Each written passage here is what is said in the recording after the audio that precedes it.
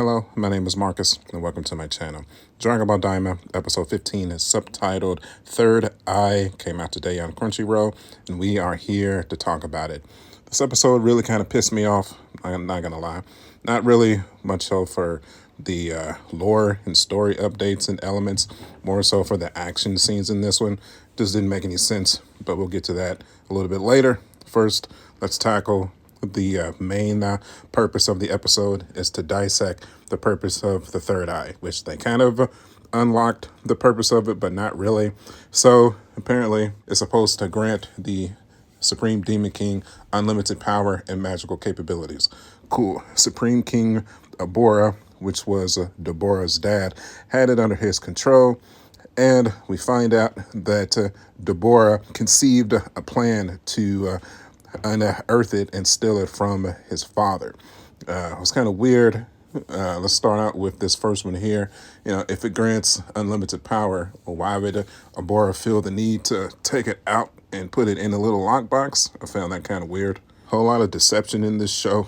You would think it would be some kind of loyalty between father and son, even though it is the demon realm, but apparently not. Just a lot of unanswered questions here. You would think Abora would be Deborah's trainer, but as we found out, when Deborah started his plan, he had a partner, and his partner was able to steal the third eye out of the lockbox or whatever. That led Deborah to be able to take down his father, Abora, and claim the throne, I guess just through either just strength and fighting capability or magical capability. That was not really explained to us. I mean, if we're looking just based off of appearances, he seems to be a pretty powerful dude. I don't know how he would just be able to be taken down thus so easily, or maybe it was a hard-fought battle. We don't know. Needless to say, you know, after Deborah's plan took into action, he was able to take the throne, but in the process, his partner ended up getting killed when he made it to the third demon realm, which I didn't really understand that part either, why he needed to take it all the way to the third demon realm. Why not just keep it somewhere close so that he could have brought it back to Deborah after he took over the throne? But no, you know, after it was all said and done, he took it all the way back to the third demon realm, which, you know, of course, when that happens, the first demon realm people kind of lose their safety when they go to the third demon realm. And, you know, Deborah's partner ended up meeting his demise, which caused Deborah to lose the third eye.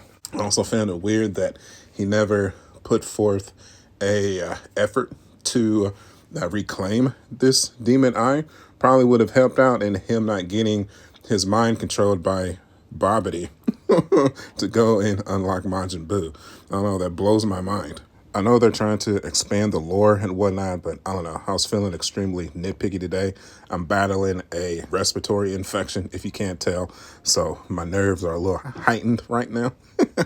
Everything was kind of getting to me, so bear with me. But let's continue on here. It is what it is. You know, so Deborah ends up taking over the Demon King realm, whatever, but he doesn't have the third eye, so he doesn't have the absolute power that causes them to really suffice as being a king anyways. Then, of course, for plot purposes, we have our salon guy, you know, find the lost third eye, which I saw some people from Geekdom's channel that the third eye was his belt. Congratulations, that was a good call. I looked at it a couple of times and I was like, no way. I mean, it would be definitely right up Toriyama's alley to do something that diabolical and just a huge troll. You know, just a mega troll. Just that's what he's known for. It is what it is. The most powerful item in the demon realm specifically, and it's right on Salon Guy's belt. And just how he just easily gave it away to Desingus for a fucking hat. You know, it's Dragon Ball Daima is meant to be funny. I don't know, I wasn't feeling it. I don't know, then it also rubbed me the wrong way with Goma sending Desingus to retrieve the third eye. I mean, if you're supposed to be the king, I feel like that's the most important thing that you should be concerning yourself with. I mean, you were willing to use the dragon to find it, but you're going to send your underling to go and retrieve it for you? That's something that you should do yourself. Maybe that's just me. I don't know, it's just odd. Then like they didn't come right out and say it, but obviously Desingus has the ability to shapeshift. Kind of reminded me of Poor and Oolong.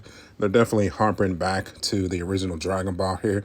Transformed into a pretty girl, not knowing that the saloon guy is 9 times out of 10 probably gay. Calm down. That ain't me making fun of him. That's just me calling it how it is. He's probably gay, bro. I also kind of find it hard to believe that how powerful this item is that no one realized what it was of this dude just walking around for eons with it just on his belt. Nobody thought that, like, that looks pretty important. Maybe I should steal that, see what's going on with it. Nah, not even Pansy's dad realized that it was the third eye was around his belt this entire time. That was blowing my mind. But yeah, I could go on and on about lore issues with this episode, but I want to switch over and talk about the action scenes here. Funny. I just realized that I'm totally guessing when it comes to Dasingas changing into this girl. He could have easily just found a random demon girl to do this. I don't know if he changed into her or not. I guess we'll find out next week. Goku, Vegeta, and Piccolo take on the army, and this fight, probably the worst fight in all of Daima. Let me explain why. So they're fighting this army. Just a group of dudes with like laser stun guns, right? For some reason, Goku, Vegeta, and Piccolo were having trouble dodging these laser guns when they can all move at the speed of light. I was blowing my mind. I don't understand why they were having such an issue with it. Goku got hit multiple times. Vegeta got hit multiple times. I don't know why they couldn't just dodge them. With the biggest common trope of Dragon Ball, they're both in their natural state. So if you're in your natural state, when you have multiple transformations at your disposal, you're getting beat down, why the fuck would you not just transform into a Super Saiyan or Super Saiyan 2 or Super Saiyan 3 to just take these guys out? No, let's just keep getting hit and let's let our power get withered down to basically nothing, where Vegeta had to take one of the sensu bean bugs. Are you kidding me, bro? Sometimes this show has great writing, but nah, I'm not defending Daima on this one here. This was just terrible. This is terrible. Why would you not just have them at least go full power if they were having such a hard time with this army? When they're beating the Tamagami with pretty much ease and then they struggle against this army here? Nah, bro, that's unacceptable. I'm sorry, but no, I just cannot let that go. I mean, it's one thing to try to conserve the plot to allow other people to have a chance to shine, but this was just horrible writing. I don't know whose idea this was. I mean, I guess for the 20 episodes of Diamond that we're going to get, we were bound to get a couple of stinkers, and this is definitely an episode that I would like to forget. So when it comes to the plot, the main reason that they're not allowing our heroes to utilize their full power is so that Pansy's dad and all of the first round demon crew to join the fray and join the battle, which that kind of blew my mind too, because it's like, I guess they were able to pass the first warp sama to get to the Demon Realm 2, and I know they destroyed the portal for the Demon Realm 2 to 3, so I guess that's how they were able to make it by.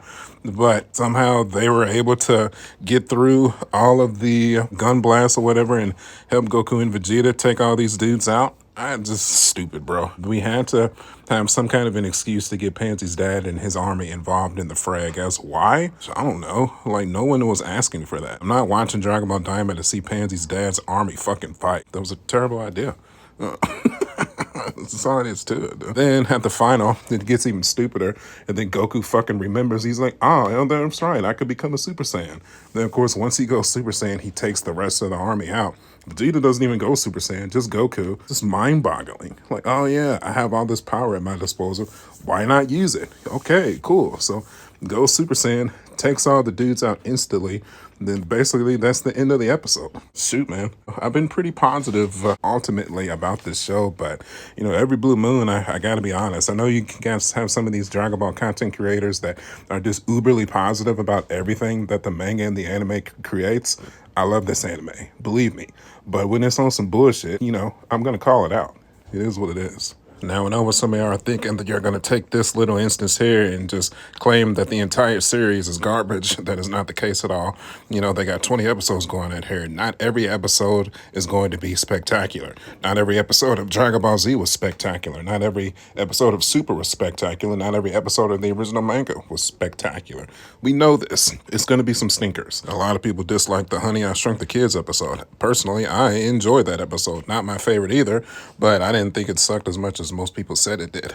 This one right here, you know, this one took the cake for me personally, just what came to the lore updates not making sense and the story and the action scenes just being horribly written when we have all these forms of power that we know that these characters are capable of when they choose not to use them, even when they get beat down.